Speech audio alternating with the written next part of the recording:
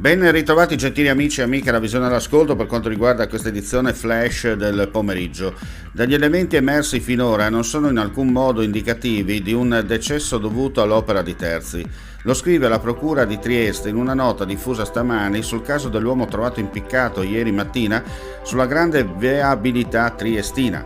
Sul corpo, tra le altre carte, è stato trovato un certificato del 10 settembre scorso che diagnosticava una sindrome ansiosa depressiva e prescriveva la necessità di una visita psichiatrica. Il certificato era stato rilasciato dal DONC Humanitarian Medicine.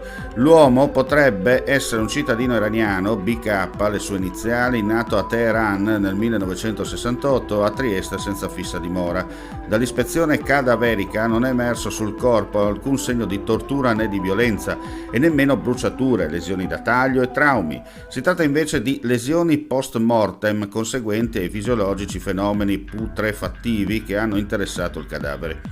Invece gli unici segni rinvenuti sulla salma sono quelli tipici dell'impiccamento.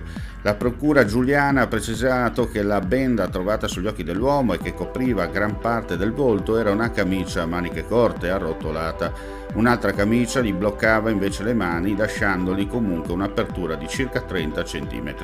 I piedi erano invece bloccati da nastro adesivo. Viene confermato che la morte risalirebbe a 36-48 ore prima del ritrovamento.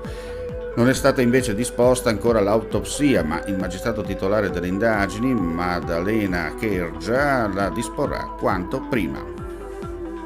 Mi sembra che alcune regioni abbiano preso una posizione contro il CPR non per l'impatto sul territorio, ma perché vogliono l'accoglienza diffusa. Noi la abbiamo sperimentata e penso sia stato un fallimento e sicuramente non garantisce la sicurezza dei cittadini. Lo ha affermato il presidente del Friuli Venezia Giulia e delle Conferenza delle Regioni, Massimiliano Fedriga, a margine di un incontro avvenuto a Trieste. La costruzione dei CPR, ha puntualizzato, non passa attraverso la Conferenza delle Regioni.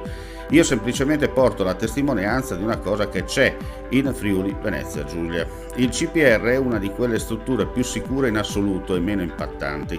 Abbiamo visto a Gradisca di Sonzo, sono strutture chiuse dove gli ospiti non possono uscire e c'è il controllo delle forze dell'ordine. A Gradisca i problemi ci sono, ma sono dati dalla CARA e non dal CPR. Per quanto riguarda il ministro degli interni, Matteo Piantedosi, secondo Fedriga, sta facendo del proprio meglio.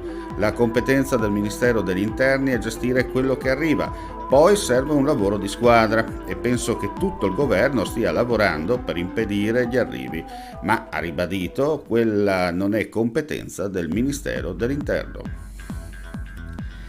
È deceduto all'ospedale di Udine Dragan Ivic, l'uomo di 57 anni che questa mattina nelle vicinanze della stazione ferroviaria di Basigliano era stato colto da un improvviso malore mentre si trovava all'interno di un furgone. Seppur celeri la chiamata al numero unico di emergenza 112, l'uomo era già giunto senza sensi al pronto soccorso del nosocomio di Udine. Purtroppo ogni tentativo di strapparlo dalla morte sono stati vani.